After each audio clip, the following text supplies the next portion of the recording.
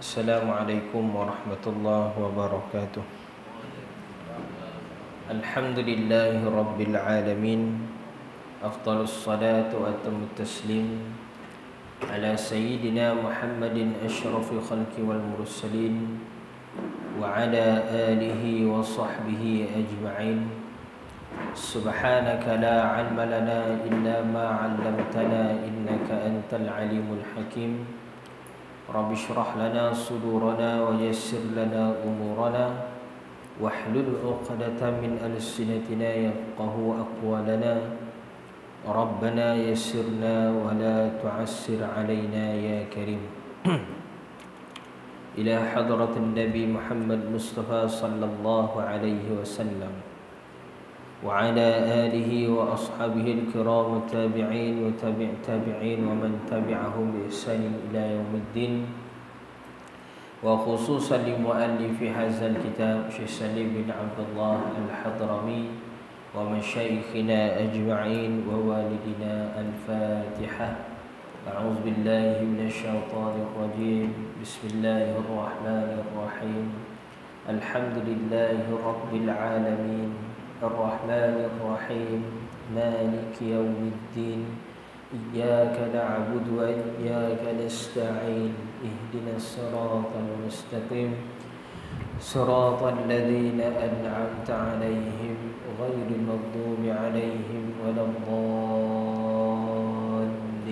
آمين. Alhamdulillah, bersyukur kepada Allah Subhanahu wa taala. Selawat dan salam kita ucapkan pada junjungan besar Nabi Muhammad sallallahu alaihi wasallam. Malam ni kita sambung lagi pada muka surat yang ke-25, bicara berkenaan dengan rukun solat. Sambung lagi pada rukun yang ketiga.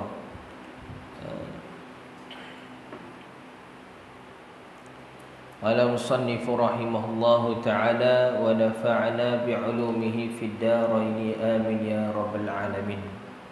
Kata pengarang, as-salisu al-qiyamu 'alal qadiri fil fardhi, iaitu rukun yang ketiga daripada rukun sembahyang ni, berdiri bagi yang mampu untuk solat fardu. Pada salat fardu dikira sebagai berdiri ni, berdiri ni berdiri apa? Berdiri betul. Nanti kita syarahlah sekejap lagi. Bagi salat fardu maka wajib takbiratul ihram tu sekurang-kurangnya mesti dalam keadaan berdiri. Bagi salat fardu, bagi orang yang mampu.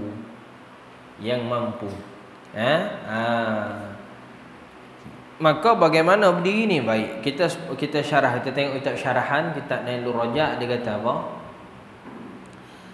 Min arkanis salati an-nasalisa min arkanis salati. Adapun yang ketiga daripada rukun salat ini, qiyamul qadiri alaihi fil fardhi bi anwa'ihi min maktubin wa manzurin wa fardhi kifayatin wa mithluhu ma ala suratil fardi kal mu'adati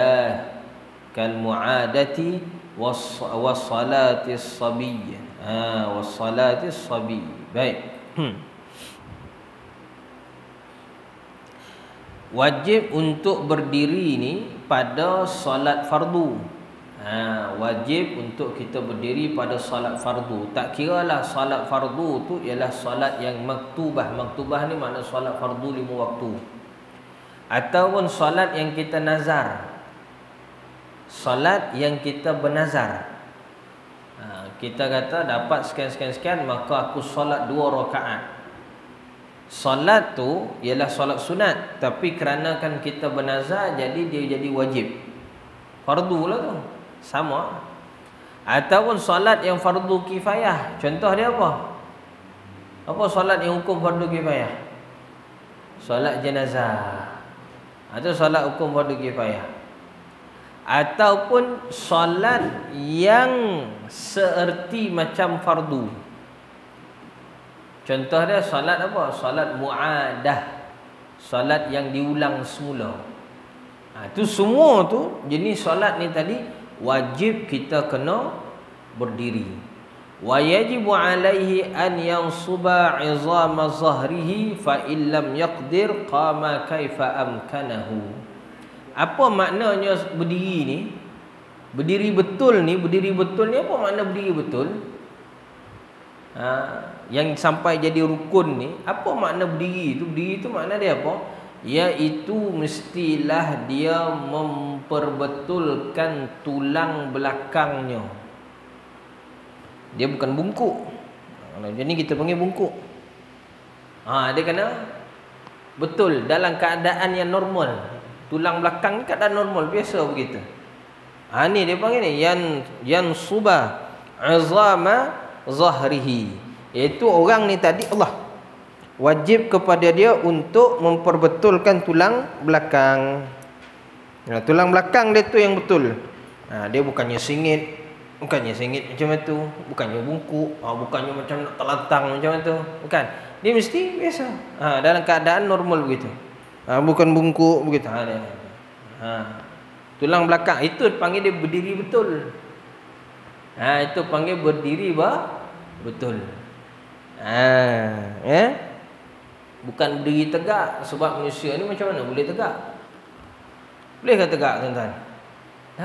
Tulang kita ni, tulang belakang kita tu dia bukannya tegak macam tiang, macam pembaris tu, bukan. Dia ada bingkuknya belakang tu sikit. Tapi itu normal dia begitu. Kalau betul-betul tegak macam pembaris, itu tak normal. Itu tak normal tu.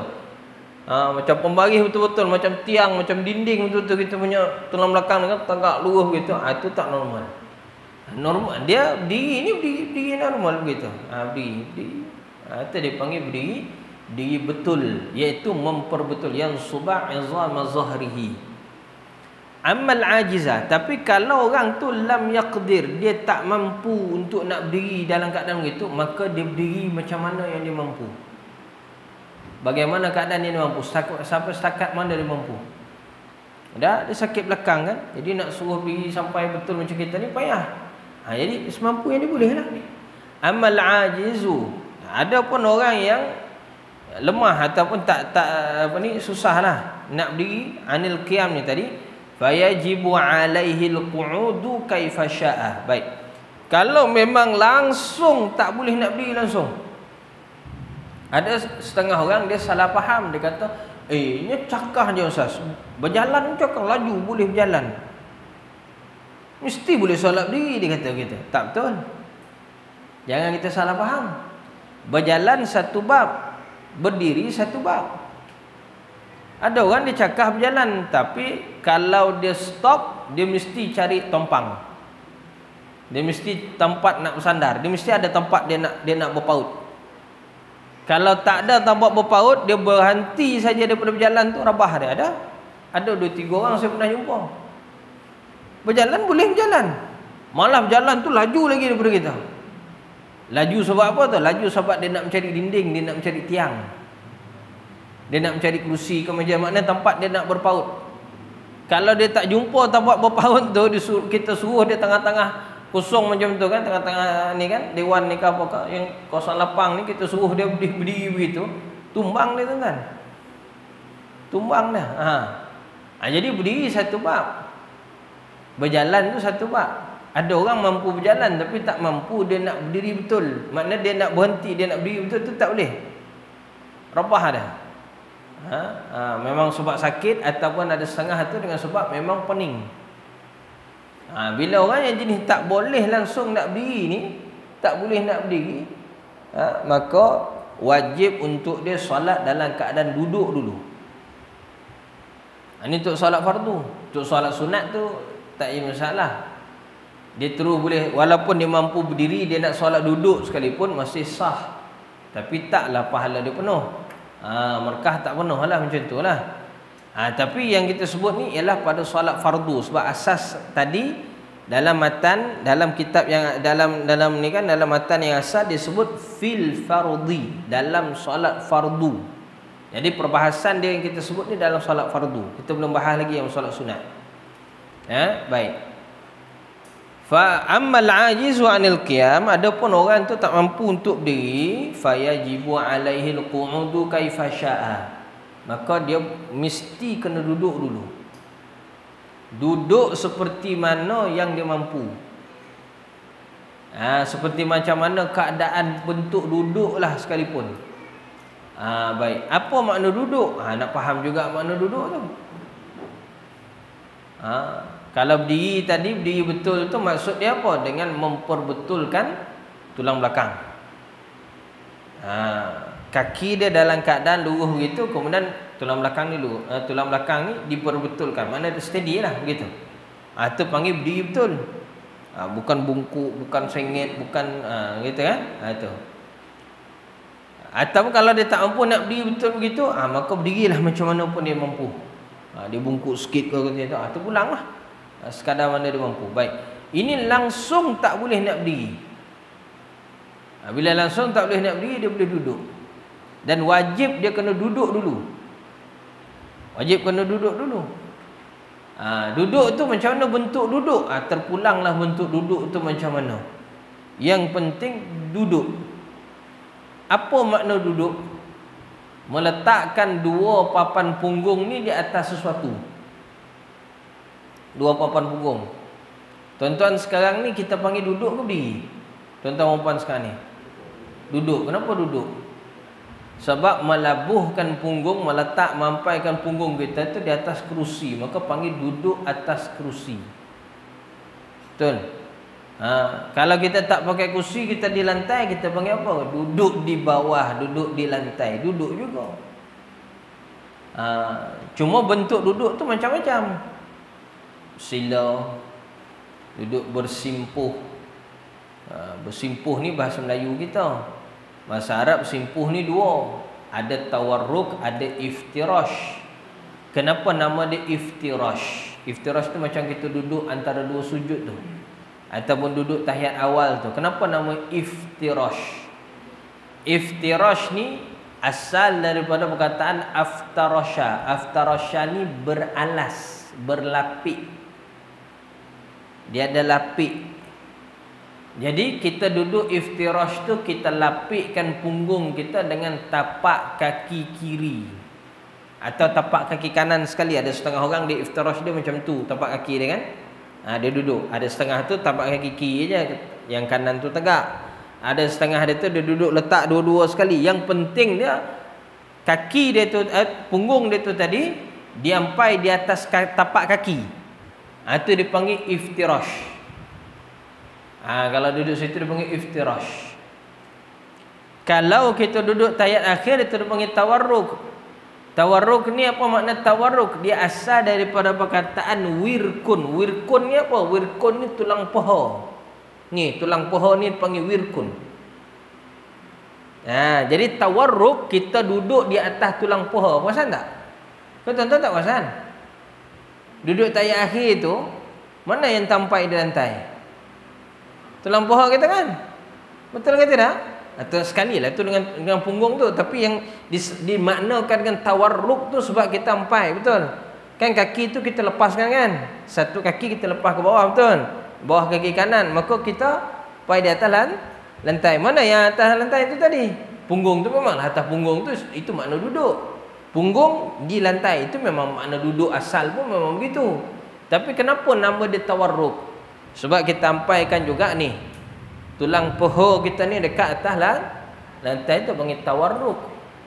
Semua tu kalau terjemah bahasa Melayu kita panggil bersimpuh.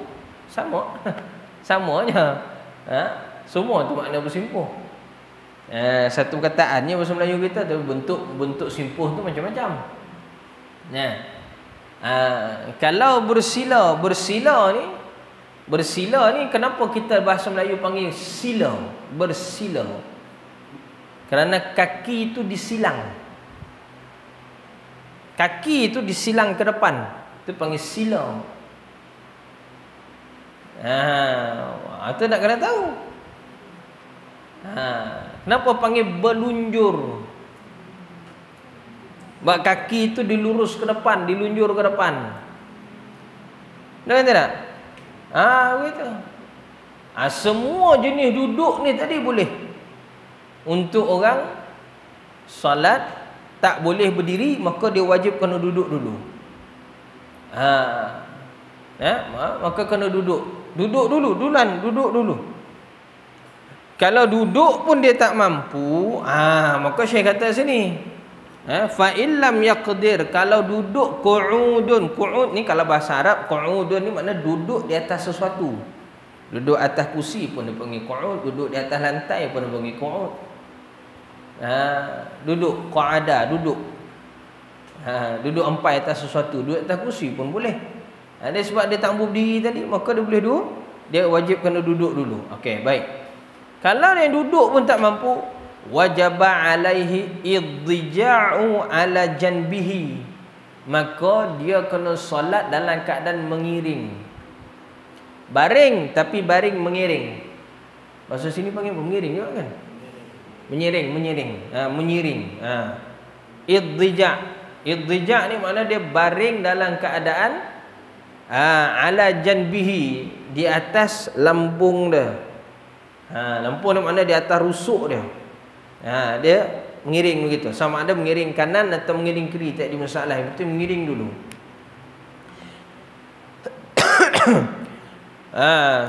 Dia kata apa? Wa yastaqbilul qiblata biqadam.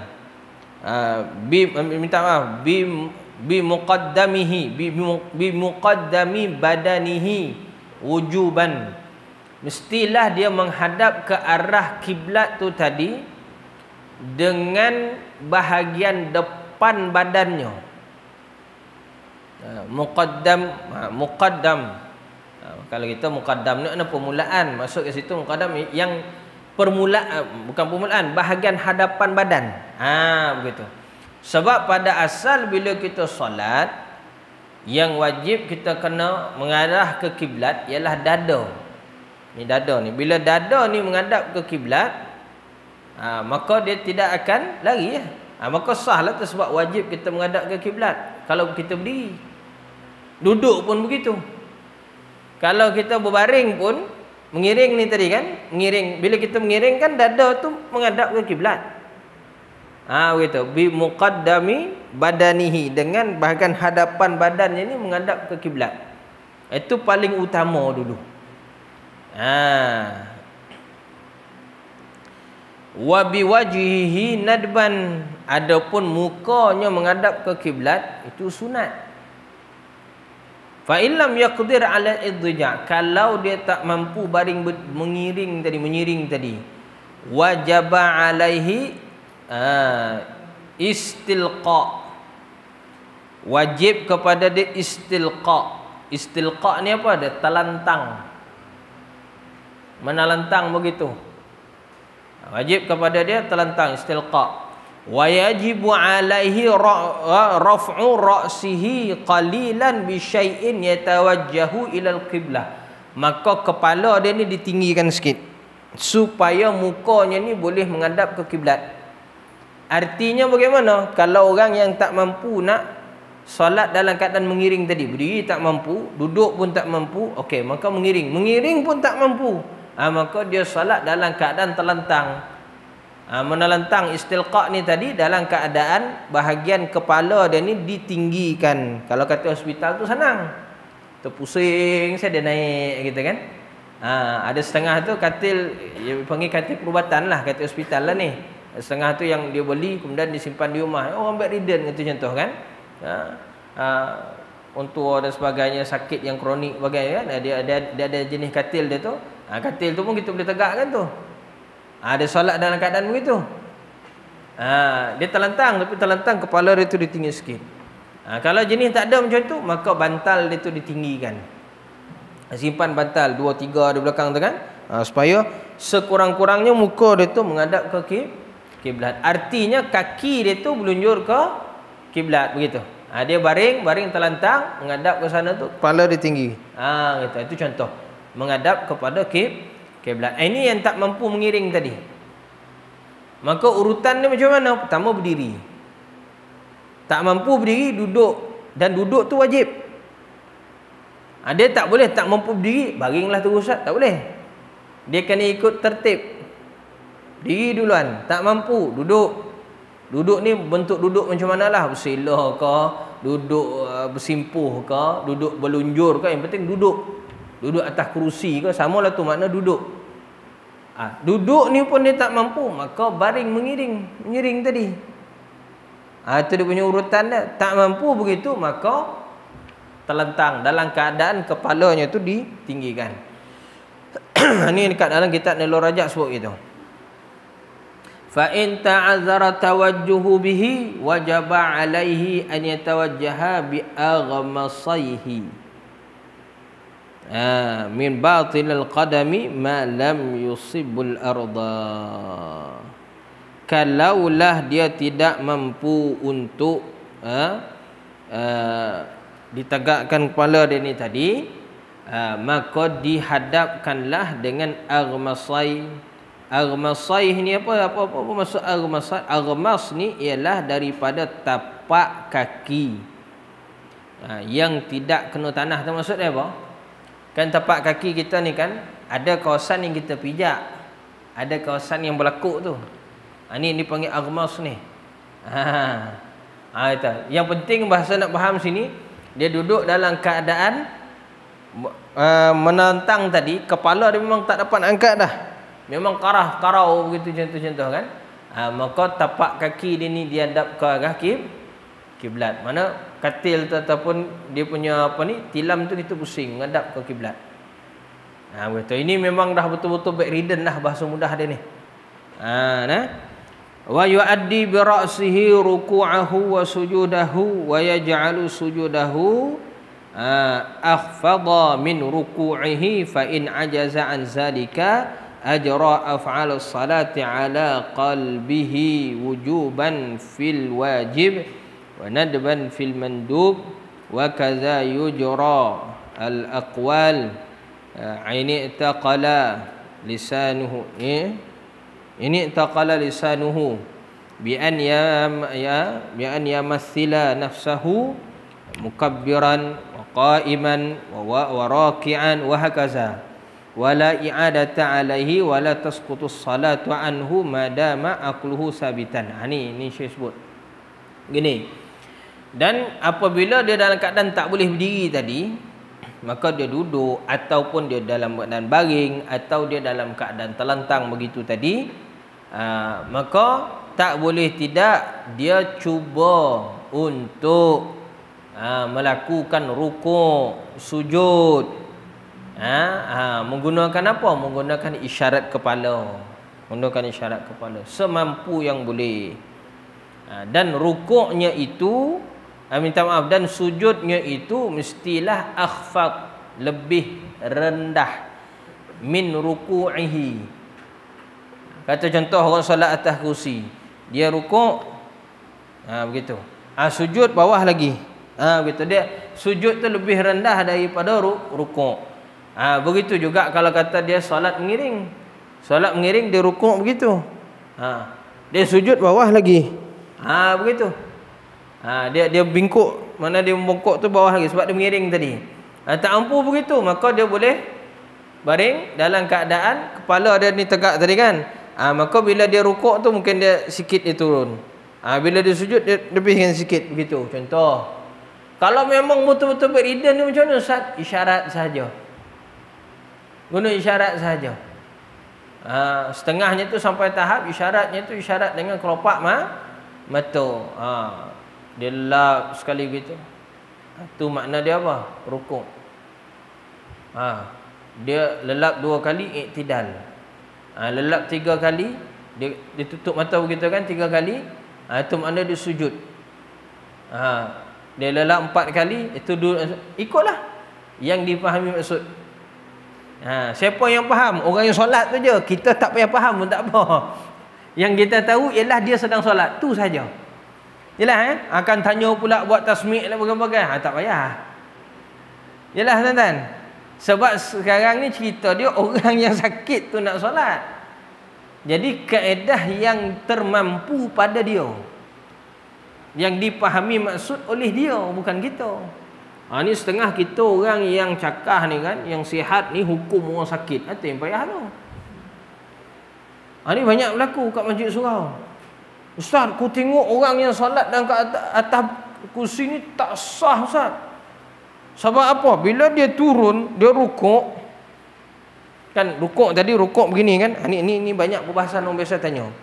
Dia rukuk begitu. Nah, bila i'tidal, bila dia sujud Ustaz, dia sujud macam ni. Rukuk tadi lebih rendah daripada sujud, dia kata begitu. Ni tak sah. Ni yang payah ni tuan-tuan. Dia nak hukum orang sakit macam orang sihat. Tak boleh ya. Tak boleh tak begitu. Dah dia sakit. Nah, dia sakit. Maka kita ajar kepada dia cara solat orang sakit. Dia kalau dia rukuk tadi, dia rukuk dia mampu begitu kan? Okey. Cuma perbahasannya lah bila dia duduk dulu baru dia sujud. Adakah duduk dia ni tadi menambah rukun? Itu barulah cerdik sikit soalan. Kan bila dia rukuk dulu, dia berdiri elok, okey, tak ada masalah. Okey, kemudian dia rukuk macam biasa, rukuk je biasa. I'tidal macam biasa. Bila sujud dia duduk dulu. Baru dia sujud. Adakah duduk duluan tadi menambah rukun? Cerdiklah sikit soalan kalau macam tu. Apa betul? Ya juga kan. Duduk tadi tu tambah rukun ke? Maka dibahas oleh para ulama kita. Majoriti daripada tuan-tuan guru yang saya tanya, kebanyakannya mengatakan duduk duluan baru rukuk, maka duduk ni dikhawatiri menambah rukun. Tambah rukun batal lah. Atau faham itu? Jadi macam mana kaedah yang lebih selamat? Lebih selamat dia rukuk begitu. Maka bila dia sujud, dia tunduk sikit lagi. Faham tak? Contoh begini. Okey, dia berdiri. Okey, dia habis surah, dia pun rukuk. Ini yang solat atas kursi lah ni. Dia rukuk. Kemudian dia i'tidal. I'tidal. Kemudian dia sujud. Bawah sikit lagi. Dia rukuk tadi macam ni kan? Dia sujud tadi macam ni. Kalau dia mampu. Kan lebih rendah betul? Bila time duduk antara dua sujud baru dia duduk. Baru makna betul duduk. Bila dia sujud kali kedua dia bangkit balik. Dia sujud kali kedua begitu. Bila duduk tahiyat, dia duduklah. Sebab memang duduk. Bila berdiri balik. Ini yang cerita dia tak boleh turun bawah je. Tapi rukuk i'tidal macam biasa dia boleh buat, tak ada masalah. Cuma masalah dia pada sujudnya. Dia tak boleh buat sujud dengan asal pada sempurna. Maka yang selamatnya ialah kita nak keluar daripada permasalahan tadi. Sebab isunya, kalau dia duduk dulu baru sujud, adakah duduk ni menambah rukun? Itu isu dia. Isu dia dekat situ. Maka bila dia bahas para asatizah tok guru sebagainya, dia bahas dikhawatiri. Duduk ni dulu sebab dia tak ada function pada asal. Pada asalnya tidak ada satu penguat sandaran mengatakan boleh duduk ni. Jadi dikhawatiri ditambah rukun. Sebab tu bila dia nak sujud tu, sebab syarat dia ialah sujud lebih rendah daripada rukuk. Maka dia bawahlah sikit kalau dia mampu. Kalau dia tak mampu, artinya daripada berdiri lagi pun dia tak mampu. Jadi daripada awal lagi dia dah solat duduk dah. Betul dia begitu. Jadi keadaan tu kita kena perbetulkan. Betul. Kebanyakannya orang begitu. Yang tu kita nak betulkan. Itu kita nak kena betulkan. Jadi tuan-tuan perempuan lah yang kena bantu saya bersama. Bantu bersama, bagi tahu kepada jemaah, bagi tahu kepada orang ramai. Cara macam mana kita jangan kita peningkan dia. Kita tunjuk pada dia. Kadang-kadang dia mengikut-ikut saya, itu tak betul, payah ni. Ibadah main ikut-ikut ni tanpa ada ilmu, dia khawatiri ibadah tu batal. Sebab asasnya begitu, la tasihul ibadah illa bima'rifatil kaifiyat. Tidak sah sesuatu yang ibadah melainkan orang ni kena ada ilmu dulu kaifiat macam mana nak buat. Baru sah ibadah dia tu. Bukan kata solat, apa bentuk ibadah pun. Semua bentuk ibadah. Kita belajar dulu, kita tahu kaifiat dia dulu, baru kita akan buat dalam keadaan yang betul. Maka sahlah ibadah kita tu. Si anu tu bikin, aku bikin. Tak boleh. Tak boleh begitu. Tak boleh gantung begitu. Sebab si anu yang diikut tu, adakah dia tu ulama mujtahid? Tidak. Maka tak boleh sandar begitu. Kalau dia yang dia ikut tu tadi ialah ulama mujtahid, kita pun tak petikai. Ulama mujtahid ni siapa? Ulama mazhab, imam mazhab lah. Kalau diikut tu dia memang tengok imam mazhab buat begitu, maka dia ikut. Itu kita tak petikai. Sebab memang kewajipan imam mazhab ialah berijtihad, berfatwa dalam apa masalah pun. Sebab dia dah sampai tahap begitu, tahap ijtihad, mujtahid. Kita ni yang bukan mujtahid ni, baru nak rajin-rajin nak belajar ni kan, baru nak sungguh-sungguh belajar ni, mujtahid juga tapi sungguh-sungguh, bukannya mujtahid sampai fatwa tu. Maka kita jadi muqallid. Bila muqallid, kita nak ngikut. Yang kita nak ikut tu pun kita kena betul pasti orang yang kita nak ikut tu. Begitu. Jelas tu. Maka boleh bahas, tak ada masalah. Nanti mungkin Jawatan Mufti boleh buat diskusi berkenaan dengan kaifiat solat atas kursi. Keluarkan satu SOP betul. Tak apa, tak ada masalah. Untuk nak menghilangkan kekeliruan. Ataupun kalau orang petani panggil semabul. Semabul ni pening sah. Kekeliruan, semabul dia panggil. Nak menghilangkan kekeliruan, boleh dia keluarkan di sepanduan solat atas kursi. Tak apa, keluarkan fatwa pun tak jadi masalah. Itu lebih bagus. Fatwa akan betul kaifiat solat atas kursi. Sebab setakat yang saya baca dalam Jawatan Mufti punya tu ialah keharusan solat di atas kursi. Hukum solat atas kursi. Itu ada. Tapi kaifiat praktikal dia bagaimana? Itu belum ada setakat yang saya semak. Dia masih lagi guru ni begini kaedah, guru macam ni begini kaedah. Jadi kita buat satu penyelarasan. Itu sangatlah bagus kalau tu sebut. Sebab kita ada wakil Jawatan Mufti sini. Itu nanti sampaikan kat bos. Tak apa, ataupun benda ni share pada apa ni Jawatan Mufti. Tak apa, itu tak salah. Dari sudut begini kita boleh bincang. Yang saya sebut ni tadi saya tanya dengan beberapa orang tuan guru. Antara Syekh Ra'u, tengok juga ceramah beberapa ulama, antara dia apa ni Tuan Guru Ahmad Rozaini, Pondok Patih Keruh. Ramai lagi beberapa orang tuan guru yang lain. Tuan guru pondok yang tua-tua, yang lama-lama lah, yang senior-senior, yang umur 50-an 60-an ke atas. Dia lama dah. Dia pondok tu mungkin dia dah belajar pondok tu 30-40 tahun. Dia berkhidmat tu pun lama dah. Jadi banyak permasalahan yang dia pernah jumpa dan banyak kitab yang dia dah talaki. Begitu. Jadi sikahlah kepercayaan kita agak adalah lebih kuat pada orang-orang jenis begini.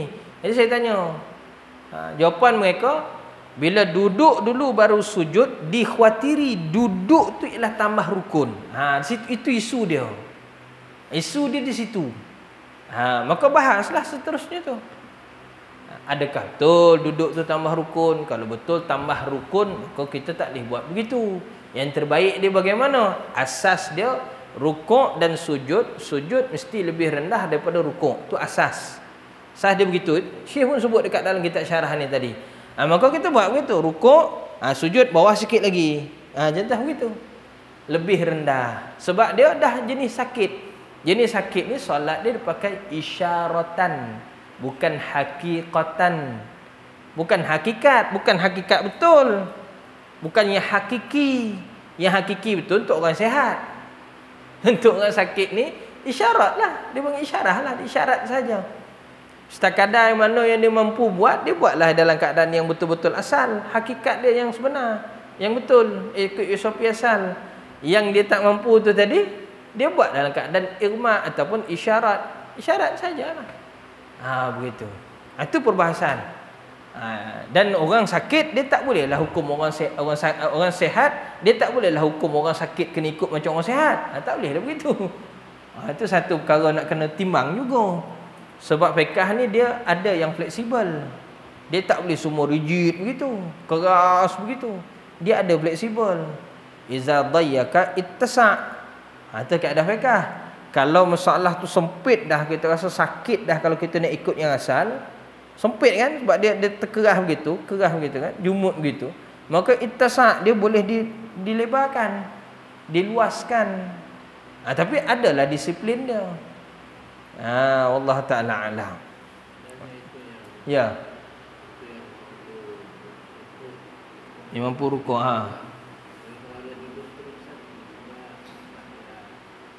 Kalau dia dari awal duduk terus, kita tanya balik, adakah dia boleh berdiri daripada awal? Situ kita kena tengok. Kalau dari awal dia nak solat duduk, baik, kita kena tanya dulu, dia mampu tak untuk berdiri pada awal? Mampu, maka wajib kena berdiri. Sebab pada asal dia al-qiyam. Yang kita sebut tadi ni, al-qiyamu 'alal qadir, kena berdiri bagi yang mampu berdiri untuk solat fardu. Contoh, dia boleh berdiri Ustaz, tapi tak boleh batah, tak boleh lama. Jenis macam ni, dia bila dia solat, dia ialah solat atas kursi, boleh. Solat duduk lah, dia sebenarnya solat duduk. Cuma ketika takbiratul ihram tu dia kena berdiri. Permulaan solat tu dia kena berdiri, sebab dia mampu berdiri, cuma tak boleh lama. Bila berdiri lama lebih daripada 2-3 minit, dia paning. Contoh, ada jenis penyakit vertigo lah, berbagai-bagai jenis penyakit lah tu. Ada jenis memang saraf dia problem. Contoh, dia boleh berdiri sekejap, seminit 2 minit boleh, lebih daripada tu dia tumbang. Maka untuk takbiratul ihram tu, sekadar takbiratul ihram dia berdiri, tak apa, Allahu Akbar. Lepas tu dia terus duduk. Dan solat dia tu terus carry on duduk, jangan berdiri lagi. Sebab apabila dia dah ambil yang bawah, tiba dia berdiri balik, tu jadi batal. Tu jadi batal. Melainkan memang dari awal dia berdiri, cuma ada satu saja dia terpaksa duduk macam tadi. Contoh, duduk antara 2 sujud, dia terpaksa duduk sebab dia tak boleh nak lipat duduk macam di bawah macam biasa. Yang lain semua dia boleh berdiri. Maka ketika duduk di antara 2 sujud tu sajalah, ataupun duduk tahiyat tu saja yang dia duduk di kursi. Yang lain tu dia berdirilah dalam keadaan berdiri. Jelas saya nawak kan? Begitu. Ada setengah orang, Ustaz, saya solat ni Ustaz, kaki saya patah, tapi saya mampu berdiri atas satu kaki yang lain. Kaki satu patah, simin, dan biasanya bersimin kaki ni dia bukan lurus, dia kan bengkok tu. Kan bersimin kaki ni kan dia kena bengkok sikit, simin tu karas tu. Satu lagi boleh lurus. Dan saya mampu untuk imbang diri Ustaz. Maka solat berdiri dulu. Berdiri dulu. Bila time nak rukuk tak boleh. Yalah, satu kaki ni kalau rukuk macam mana pula? Kan ada setengah dia jadi paning. Jadi yang waktu berdiri dia kena berdiri lah. Waktu solat berdiri tu, waktu bacaan, waktu tu dia qiyam. Tapi bila rukuk, dia bolehlah duduk. Cuma ditanya balik, bila dia duduk tu, adakah itu menambah rukun? Itu satu isu balik. Maka itu yang perlu kepada perbahasan dan perlu kepada fatwa, supaya menghilangkan apa-apa kekeliruan dalam masyarakat. Bahasa dia panggil semabul. Saja nak pinjam ni bahasa tu, tuan-tuan kalau datang kuliah malam esok, jumpalah bahasa tu. Kuliah malam esok di mana, nanti kita PM tepi. Itu tak, dia tak boleh live begini. Dia adalah sesuatu, nanti kita ceritalah. Baik. Tuan-tuan dan puan yang dirahmati Allah Ta'ala sekalian, pada asalnya begitu. Baik.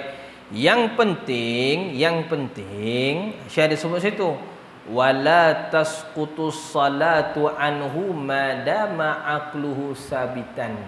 Selagi mana orang tu berakal, dia sakit macam mana sekalipun, tapi dia sadar akal dia ni waras, boleh ingat, boleh faham lagi, bukan koma, bukan pingsan.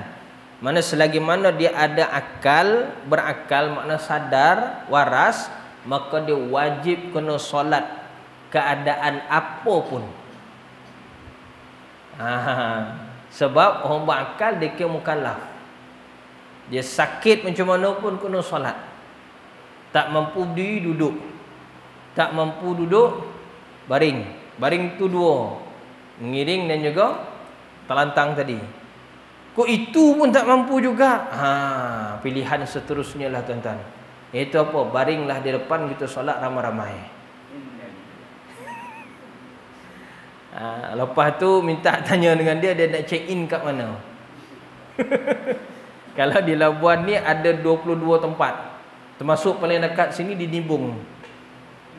Tu paling dekat tu. Di sinilah kalau Sungai Berdaun ni. Di Nibung. Yang faham. Ya, insya-Allah faham lah semua tu. Ya. Ataupun kalau nak syok lagi, ada yang bertingkat sikit, boleh pergi Sungai Labu. Ya, kubur Buah Jawi tu. Boleh geng dengan geng-geng orang Covid sebagainya tu, boleh geng kat situ. Ya, boleh check in situ. Artinya apa maksud di situ? Yang boleh menyebabkan kita ni hilang taskut, isqat, makna dia tu digugurkan kewajipan solat ni 4 4 ni tuan-tuan. Pertama dia gila. Gila tak warah gila. Hilang akal. Oleh sebab gila boleh hilang akal lah. Poin utama dia hilang akal. Boleh sebab gila, boleh juga yang sebab dia koma, kan, pengsan, pitam, sebagainya lah. Mana hilang akal. Tu orang jenis gini tak wajib solat.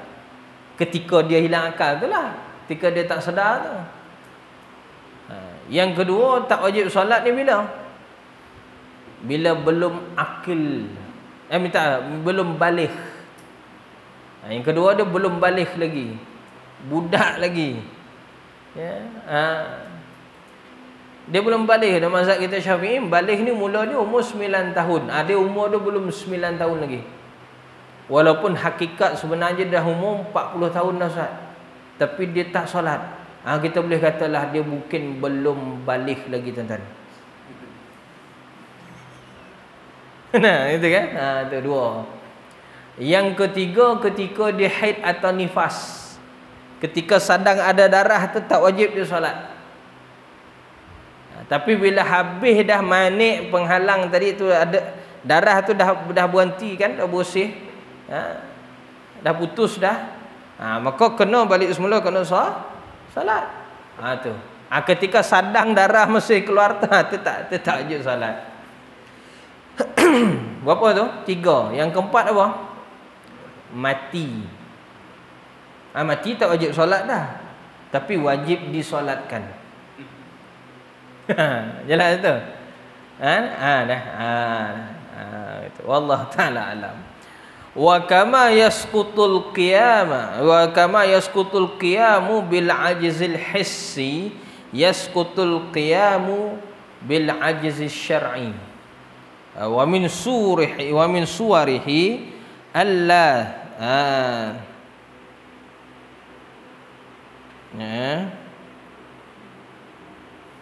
alla tamkana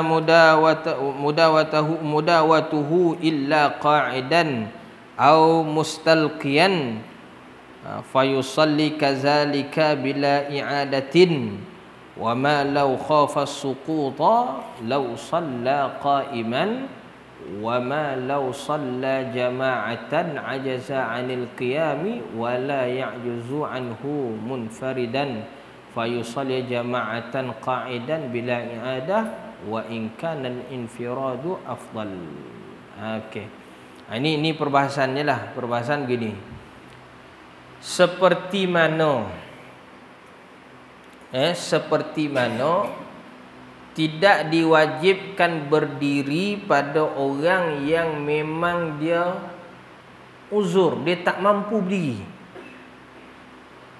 Maka dengan sebab itu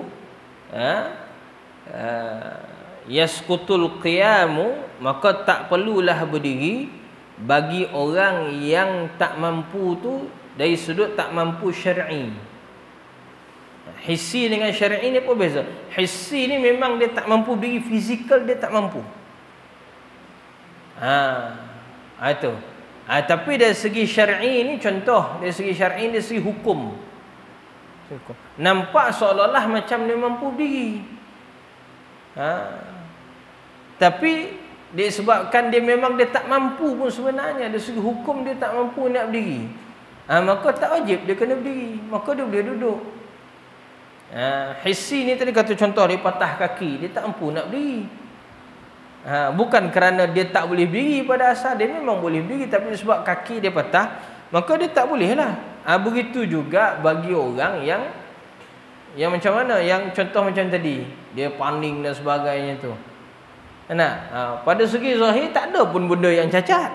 Zahir dia tak ada benda yang cacat. Tapi dari segi hukum dia memang dia tak boleh berdiri. Kalau dia berdiri dia tumbang. Maka dia boleh duduk.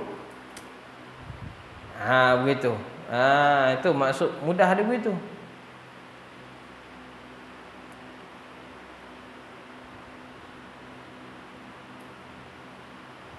Contoh dia orang yang tak boleh berdiri lama. Ni share contoh begitulah. Law shalla qa'iman wa ma law shalla jama'atan ajaza 'anil qiyam. Ada setengah orang kalau dia solat sendiri dia boleh berdiri.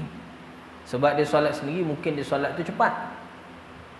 Dia solat sendiri kan, solat sendiri dia solat cepat, dia ringkas.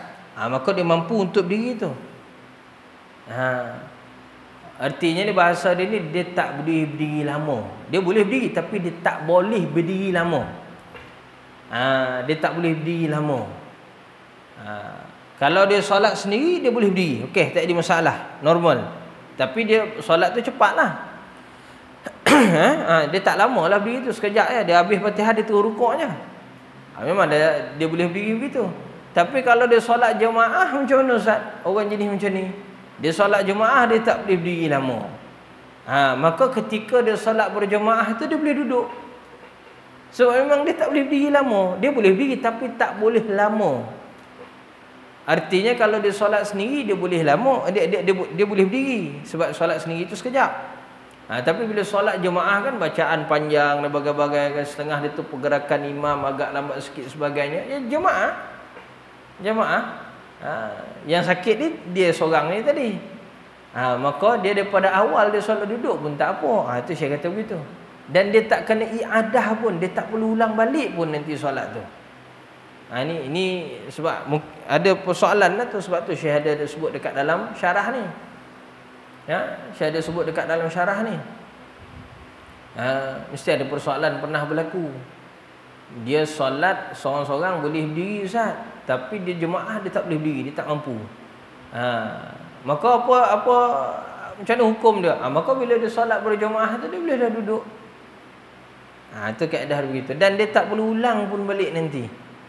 Balik dia solat sendiri balik, ulang balik solat jemaah tadi tak perlu. Sah dia tu. Begitu. Itu yang disebut oleh Syekh dalam kitab syarah ni. Wa kharaja biqaulihi fil fardhi. Maka terkeluarlah daripada perkataan fil fardhi itu an-naflu ataupun an-nafilu.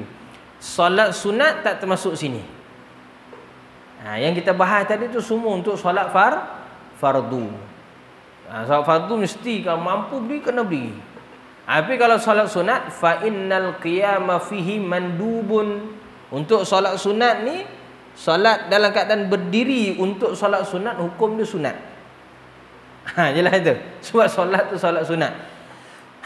La wajibun, bukannya wajib. Fa yajuzu, maka harus.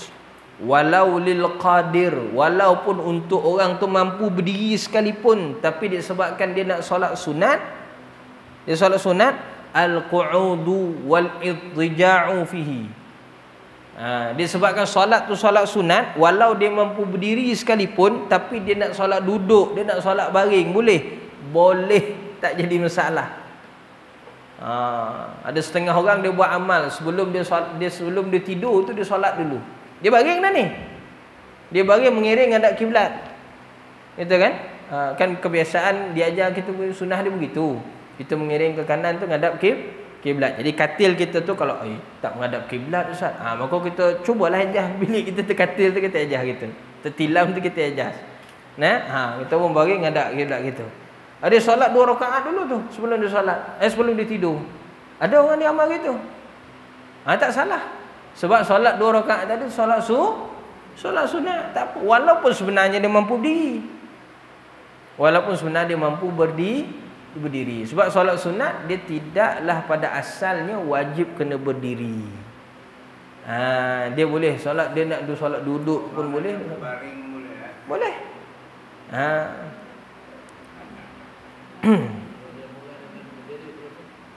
La istilqa'u lil qadir. Cuma kat sini Syekh sebut untuk baring telantang bagi orang yang mampu berdiri, itu tak boleh. Sebab barang yang terlentang ni pada asal dia tak ngadap kiblat. Dada dia tu ngadap ke langit. Dia beza dengan mengiring tadi. Mengiring tadi kan dada badan dia ni ngadap kiblat. Dia sama je macam dia berdiri, sama tak ada masalah. Istilah dia begitulah untuk solat sunat ni. Tapi kalau dia nak solat sunat, baring terlentang, kepala saja tegak kita, dia tak boleh. Sebab pada asal dia dada ni kena ngadap kiblat.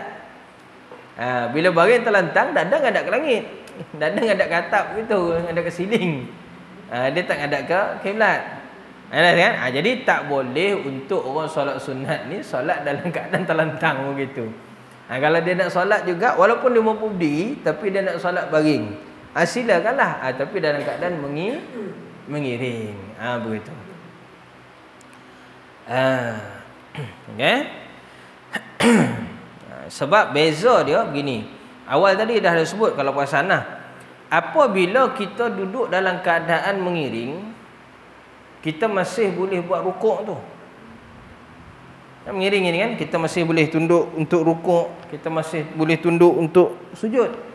Tapi kalau kita duduk keadaan terlentang, kita nak rukuk macam mana? Kepala je tegak tadi kan, bukan belakang tegak. Kalau belakang tegak ni dia panggil duduk. Maksud tu? Kan kalau katil hospital tu dia rapat punggung dia, kemudian dia tegak begitu kan. Itu duduk tuan-tuan. Duduk belunjur tu. Maka dia masih boleh rukuk, dia masih boleh sujud.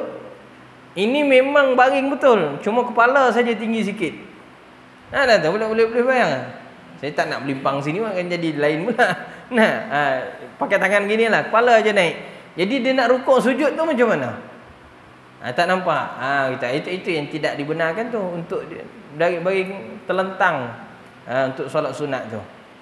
Bagi orang yang mampu berdiri. Tapi kalau memang pada awal memang tak mampu berdiri dah, dia solatlah dalam keadaan dia sakit tu. Macam mana keadaan sekalipun sah.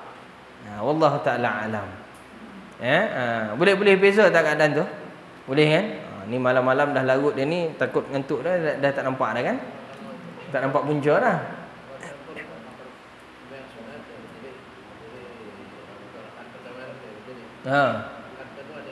Dia duduk boleh. Tapi jangan rakaat pertama tu dia duduk, rakaat kedua dia berdiri. Itu batal. Sebab dia dah di bawah dah. Dia dah mula tu dengan yang rendah, dia tak boleh naik ke a'la. Dia ada kaedah dia gitu. Dia jadi batal. Tapi kalau awal rakaat pertama dia berdiri, rakaat kedua dia rasa macam penat ke apa kan?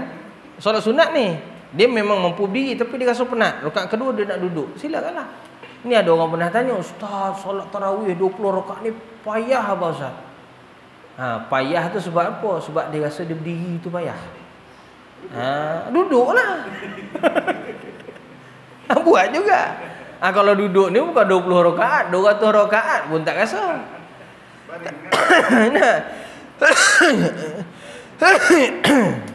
Ya, sila Bang.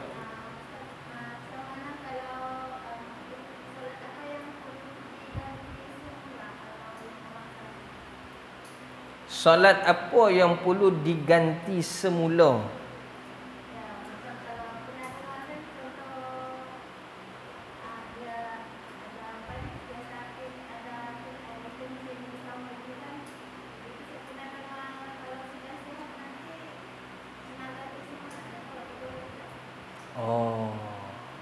Itu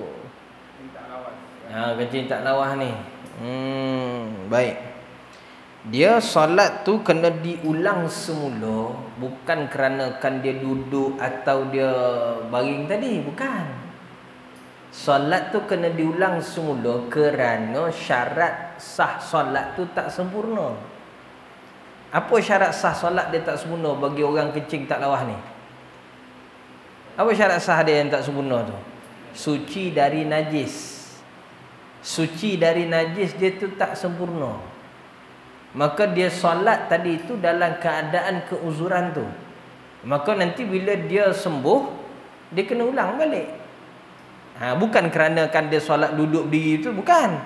Tetapi kerana kan apa? Kerana kan syarat sah solat dia tu tak sempurna. Begitu juga ada orang tanya, "Ustaz, solat dalam kapal terbang ataupun solat dalam keadaan kenderaan bergerak. Bukan solat sunat ni, solat wajib.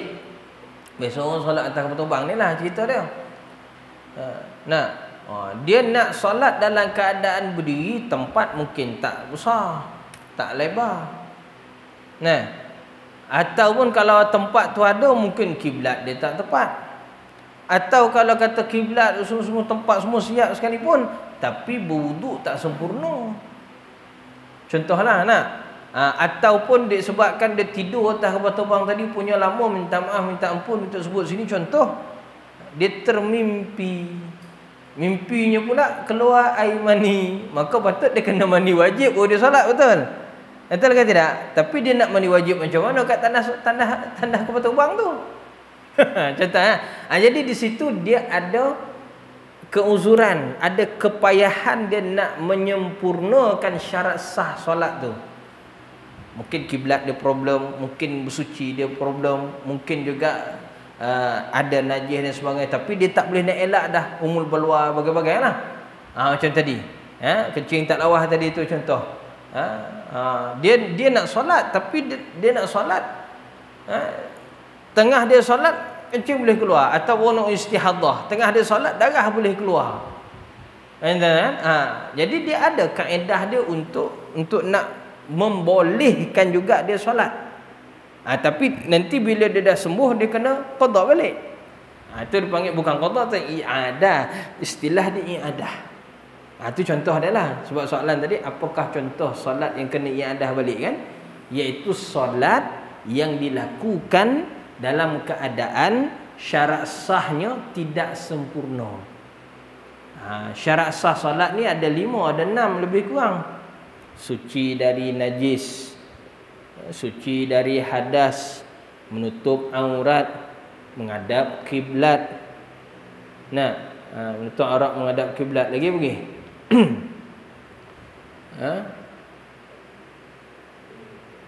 Lagi pergi. Syarat sah solat ni ada tak dalam kitab kita? Ada, je tengok balik. Saja je nak ni. Ada sunahnya syarat sah solat tu. Tu surat 23 muka surat 24 tu. Masuk waktu. Dia tak pasti waktu dah masuk ke belum. Nak tengok cari tak ada tanda. Dia terperangkap dalam gua, mana dia tahu. Maka dia ijtihad sahaja. Ni boleh jadi dah masuk isyak ni. Lama sangat dah ni. Ni subuh ni. Kita dia ijtihad. Nak cari tanda pun tak ada, dia terperangkap dalam gua. Gelap, gelemat gitu kan. Macam tu. Itu ada 8 syarat sah salat. Tapi pada asas dia 5 6 tu. Itu common. Jadi bila syarat sah solat ni tidak dipatuhi salah satunya, maka pada asal hukum solat orang tu tadi tak sah. Tapi dia terpaksa juga buat sebab memang waktu dia dah sempit dah. Maka dia menghormati waktu sahaja. Dia solat tu dalam keadaan begitu sahaja dia solat. Dah memang terpaksa, dah apa ni? Darurat lah bahasa mudah dia tu. Nanti bila dia dalam keadaan dia okey balik semula, normal balik, sihat balik sebagainya lah, lepas daripada darurat yang tadi, maka dia iadah balik. Iadah semula. Sebab tu ada pernah tanya masa pergi umrah hari tu, Ustaz, kita ni nak solat atas kapal terbang ni macam mana? Saya kata nak solat, tuan-tuan nak solat, depan tu ada ruang, solat lah. Kan dekat pintu kejemasan tu biasanya ada ruang 4x4. 4x4 ni satu orang berdiri boleh. Ada ruang. Habis kiblat macam mana Ustaz? Tanya pada pramugari tu. Wuduk macam mana Ustaz? Ambil lah wuduk. Banyak pula tanya ke situ kan. Jadi saya kata kat dia, mampu solat? Mampu. Solatlah dalam keadaan macam mana pun. Tapi nanti turun dekat darat, kena ulang balik. Saya kata begitu. Habis kalau saya tak solat sekarang ni Ustaz, berdosa tak Ustaz? Tidak juga. Kenapa? Kerana dalam keadaan tu tadi, bukannya dia sengaja tak mau solat saja-saja. Dia dalam keadaan masyaqqah darurat tu tadi. Maka dia takhirkanlah. Dia niatlah nanti turun dah landing, baru dia ulang balik, qada balik yang tadi. Begitu. Sebab bila kita duduk di darat ni mudah. Ataupun di tempat yang senang kita nak mencari kiblat, mencari sebagainya senang. Dapat kita nak menyelesaikan masalah-masalah tu tadi. Terutama kiblat lah. Tu. Allah Ta'ala alam. Itulah jawapannya. Allah Ta'ala alam. Ya, Haji. Boleh datang. Baik.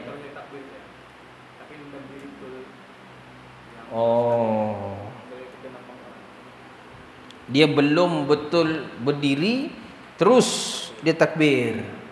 Ini nak kena faham syarat sah takbiratul ihram.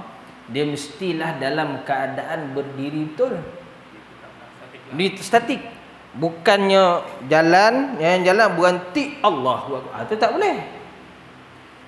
Kenapa? Sebab itu belum dikir-berdiri. Ada setengah tu, dia sampai tu dia tunduk begini kan, dia tunduk, dia nak samakan kaki tu kan, nak tengok sah, dia sampai dia tunduk Allahu Akbar begitu, tak boleh. Dia kena berdiri dulu. Ni orang kita ni tanah dulu bah. Gitu. Baru Allahu Akbar. Yalah itu. Mana statik dulu. Baru takbir. Tak lafaz niat tak apa, yang penting niat ketika dalam hati, dalam mesin kita takbir itu yang wajib. Setengah orang dia lambat, imam dah tahiyat akhir dah, takut dia terlepas, nak dapat juga fadilat jemaah tu, dia pun berlari. Ada setengah tu kita sini okey lagi, dia masih lagi sampai baru dia takbir. Tuan-tuan tak pernah nampak lagi tengah berlari tu Allahu Akbar. Tu ada, saya pernah tengok. Ada, saya duduk di Muktah dulu, di Jordan dulu, ada buat perangai tu, jahil sungguh tu. Dia pintu tu bukan begitulah, pintu kat situ. Jarak ada pintu sana tu kan, pintu masuk. Masjid tu besar. Imam contohlah bukan jarak ada. Saf ada 5-6 tu dah penuh. Tapi dia daripada pintu masuk tadi nak pergi ke saf yang seterusnya tu jauh lagi. Imam dah tahiyat akhir ni, dia takut imam bagi salam, dia masuk tu daripada pintu tu dia takbir. Allahu Akbar tu, lepas tu dia berlari. Dia takbir tu sedang berlari. Allahu Akbar gitu. La haula wala quwata illa billah. Dia kata jahil sungguhlah. Tapi ini pernah berlaku depan mata. Masa tu saya pun terlambat juga masa tu datang, sebab tu nampak. Kita ni kita tahu hukum, kita takbir depan situ, takbir dekat pintu masuk tu kan Allahu Akbar tu ikut dari situ. Sebab pada pengiraan kita berjalan laju macam mana pun takkan sampai ke saf tu. Sebelum sampai imam dah bagi salam dah. Memang lambat. Jadi kita faham hukum ni, kita tahu hukum dia tu, kita masuk je pintu tu kan, dah duduk dalam satu kawasan sama, walaupun jarak tu satu hal lah. Kita takbir Allahu Akbar, sebab dalam satu kawasan sama jemaah tu sah. Sebab kita masih boleh nampak, kita masih boleh tahu. Tambah pula hukum tu masjid, lagi tak jadi masalah. Walaupun kita jauh daripada jemaah ataupun kita jauh daripada imam tu pun, kita takbir di situ. Pakcik tu dia takbir, tengah berlari ni takbir. La haula wala quwata illa billah. Itu peristiwa depan mata saya tengok. Jadi jangan kita jadi begitu. Dia kita mau beritahu pada orang, patut dia takbiratul ihram tu dalam keadaan steady. Di steady, Allahu Akbar. Begitu. Habis tak sampat Ustaz. Aku takbir saja Allahu Akbar, imam bagi salam dah. Dapat ke jemaah tu Ustaz? Dapat? Tak duduk pun Ustaz. Wajibnya takbiratul ihram tu. Bila dia takbiratul ihram, niat berjemaah, sebelum imam bagi salam tadi, dia dah kira masuk bersama jemaah lah tu. Habis perlukah lagi dia duduk? Kalau dia takbir, imam bagi salam, haram dia duduk. Apa keperluan dia duduk? Kenapa mesti duduk? Imam dah bagi salam. Dia takbiratul ihram, dengan dia Allahu Akbar, imam pun Assalamualaikum warahmatullahi. Apa keperluan lagi dia duduk? Dia duduk haram, batal, sebab dia tambah rukun tu. Jadi dia kekal berdiri tu terus je lah. Jemaah tadi kira lah tu dia dapat jemaah tu. Ada disebut dalam kitab pedoman sembahyang berjemaah. Siapa yang karang kitab pedoman sembahyang berjemaah ni? datuk kepada mantan mufti kita. Mantan mufti kita Datuk Luqman, datuk dia yang karang kitab tu. Datuk Luqman ni bin Abdullah tak ayah dia, bin Abdul Rahman. Tuan Guru Abdul Rahman yang karang kitab tu. Pedoman sembahyang berjemaah ada ditulis dalam tu. Tiada keperluan untuk dia duduk, maka dia duduk di situ haram.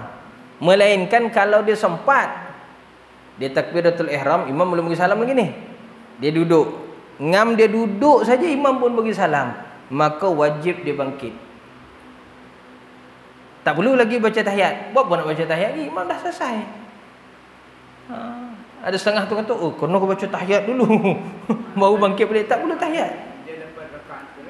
Dia tak dapat rakaat tu, tapi jemaah tu dia dapat. Sebab dia bertakbiratul ihram sebelum selesai jemaah tersebut. Maksudnya sebelum imam bagi salam.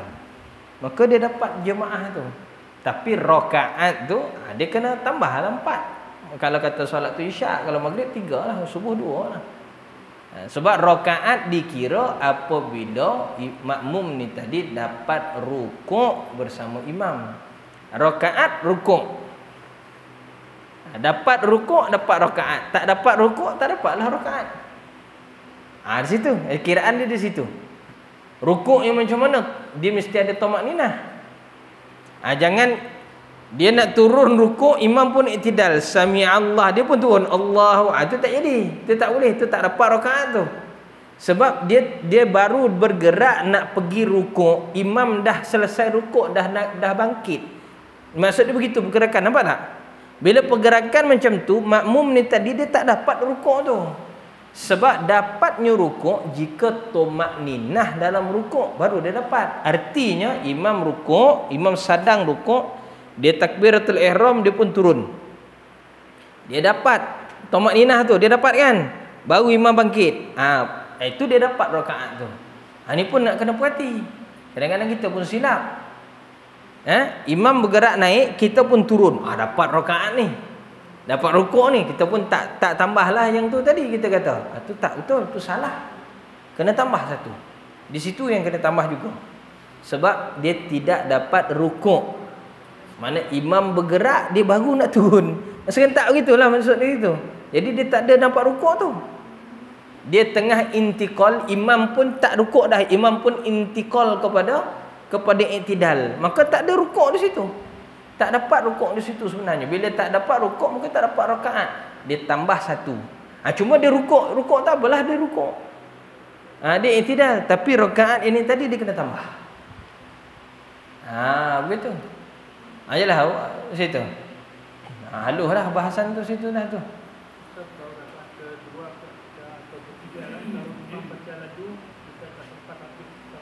Kita tak sempat habis baca Fatihah. Ni baru ni hari tu baca dekat Masjid Layangan. Isu yang sama. Isu dia begini. Tuan-tuan catat baik-baik.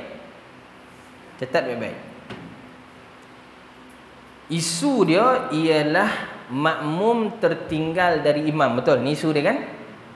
Makmum tak sempat selesai habis Fatihah, tapi imam dah rukuk dah. Ni jenis imam baca laju-laju ni. Itu kan. Baik. Makmum hukumnya, makmum tertinggal satu rukun fi'li, makmum tertinggal satu rukun fi'li daripada imam, hukum dia makruh. Yalah, kalau tertinggal dua rukun fi'li daripada imam, mana imam lebih cepat dua rukun daripada makmum, maka makmum tersebut hukum dia haram. Dan makmum ni dua pilihan. Dia mufaraqah atau dia terus ikut kedudukan imam tu, dan dia masbuk tambah satu. Dua pilihan. Nampak tak tu? Ni isu tertinggal. Contoh isu Fatihah tadi. Makmum baca Fatihah, imam dah rukuk. Okey. Imam bangkit dari rukuk nak pergi iktidal, artinya makmum dah tertinggal satu rukun, betul? Kalau imam tu sedang rukuk, belum tinggal lagi tu. Belum. imam angkat kepala dia daripada rukuk, maknanya dia dah pindah dari rukuk tadi nak pergi i'tidal, maknanya dia pindah kan. Dia pindah situ maknanya imam dah selesai rukuk. Makmum ni tadi masih lagi Fatihah, masih lagi berdiri baca Fatihah, maka dia dah tertinggal satu rukun. Nampak tak? Jadi di sini makruh pada makmum. Artinya dia kena cepatkan bacaan Fatihah dia ni. Tak boleh dah pelan-pelan lagi. Dia kena selesaikan cepat. Ataupun dia berhenti terus dia rukuk. Sebab dia dah tertinggal satu tadi. Jelas Baik, sekarang ni imam i'tidal. Sedang i'tidal. Makmum masih lagi baca Fatihah. Sini dah lampu kuning. Bahaya dah ni.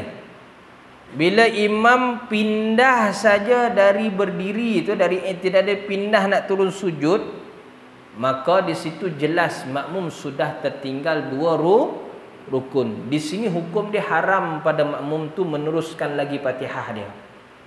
Dia tak boleh lagi teruskan Fatihah dia. Dia dua pilihan. Pertama, dia mufaraqah. Iaitu dia tak ikut dah imam tu. Dia mufaraqah. Mufaraqah, okey, dia teruslah solat biasa, tapi dia tak ikut dah. Imam buat apa pun dia ikut perbuatan dia sendiri je. Mufaraqah. Dia niat mufaraqah. Mufaraqah tu bukan dia mundur ke belakang, keluar, bukan. Dia masih stay di situ. Cuma dia tak ikut imam tu. Tapi dia kena niatlah, niat mufaraqah, niat pecah daripada jemaah. Begitu. Satu. Atau yang kedua, pilihan makmum ni tadi, sebab imam dah turun daripada i'tidal tadi kan. Pilihan makmum ni tadi apa dia? Turun juga. Turun terus pergi sujud. Imam sujud kan? Maka dia terus turun ikut. Cuma yang ni tadi, rakaat tadi, dia masbuk. Dia kena tambah satu. Sebab dia tak selesai Fatihah. Dan dia pun dah tertinggal dua rukun. Jadi rakaat tu sudah tidak dikira sebenarnya tu. Jadi dia terus ikut imam. Dua. Jangan pilih yang ketiga. Yang ketiga apa? Kakal memajal baca Fatihah sampai habis. Imam dah turun sujud dah. Bila imam dah turun sujud begitu, imam dah sampai di tempat sujud, mana imam dah sujud, dia masih lagi begitu, maka batal pada makmum. Sebab dia dah tinggal dua rukun. Jelas tu. Itu kalau makmum yang tertinggal. Kalau makmum yang duluan daripada imam, ini berlaku. Jenis makmum suka bubut imam. Imam belum turun sampai rukuk lagi, imam baru Allahu, begitu kan? Dia dah akbar dah. Makmum dah sampai dulu. Imam baru sedang turun ni. Dia dah sampai dulu. Jadi dia dah 1-0. Nampak situ? Makmum dah dulu daripada imam tu, satu tu. Makmum kalau dia duluan daripada imam satu rukun, haram. Kalau dia dua rukun berturut-turut, batal. Macam mana kata batal? Ni ramai orang buat. Dia rasa dia tak batal, sebenarnya batal. Imam, contoh habis surah tadi, imam turun rukuk, Allah, imam baru Allah, baru nak turun ni. Kan koman gitu kan? Sepatutnya imam dah sampai baru makmum gerak. Patut gitu, itu baru betul. Sekarang ni masalah berlaku, imam sedang, makmum dah sampai dulu. Satu. Nampak? Makmum dah duluan satu. Imam sami'a, baru sami'a, dia dah sampai dah. Dah dua. Nampak kan? Dah dua begitu, maka makmum tu batal. Jenis makmum macam ni, dia kena buat substitution dengan imam. Dia kena jadi imam, imam tu jadi makmum. Itu betul. Sebab dia nak cepat. Tapi suruh dia jadi imam jenis-jenis, biasa dia tak nak jadi imam tu. Yalah nak? Tukarlah, betul. Sebab tu makmum jangan bubut imam. Haram makmum kejar imam. Bubut bahasa sini kan, haram makmum tu kejar imam. Satu rukun makmum duluan daripada imam, haram. Dua rukun berturut-turut tadi kan, rukuk i'tidal, atau i'tidal dengan sujud, atau sujud dengan duduk untuk sujud, duduk sujud dengan sujud, sujud tu dengan duduk seterusnya, begitulah. Makna dia berturut-turut tu, dia duluan daripada imam, maka batal. Maka batal. Kalau imam yang memang laju je, mana akan bubut juga. Imam tu nanti ustaz tulis nama dia, panggil dia jauhi. Kita konseling dah. Ada beberapa tempat, betul. Ada beberapa tempat yang kami dah perasan dah tu. Tak tenang. Adalah beberapa tempat. Kita tak nak sebutlah di mana. Dan imam dia tu kita dah kena pasti. Dan saya pergi mana-mana masjid, kalau solat maghrib, kalau solat isyak kan, kalau pergi memantau ni, biasanya saya tak akan masuk daripada awal. Sebab kalau masuk awal-awal sebelum qomat, dia suruhnya kami jadi imam. Jadi tak tahu apa problem yang ada di situ. Jadi biasa tunggu sekejap dekat kereta tu, orang dah qomat dah, imam dah naik, baru aku masuk. Di situ baru kita tahu apa problemnya imam yang ada di tempat tu. Maka kita catat. Senarai dia nanti kita panggil. Ada masa yang luang, Jawi tak berapa sibuk program dan sebagainya tu kan, nanti kita panggil. Kita panggil, kita ni sikitlah, brainwash sikitlah.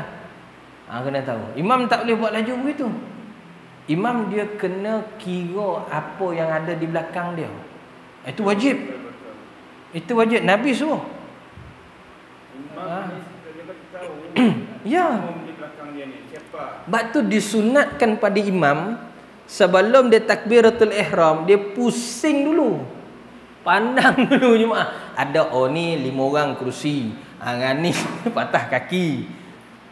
Ni liau-liau ramai ni 5-60 orang. Yang muda-muda 2-3 orang, budak-budak lagi.